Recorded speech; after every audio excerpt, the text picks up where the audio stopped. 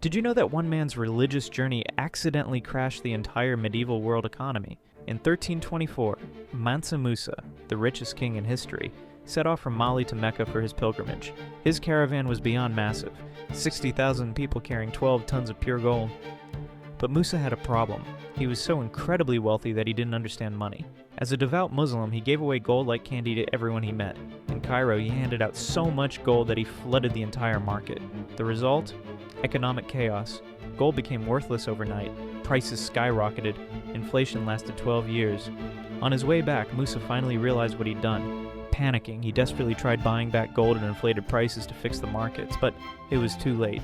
Word of this African king who could accidentally destroy economies with his generosity spread across Europe. Mali suddenly appeared on every map as a land of impossible wealth.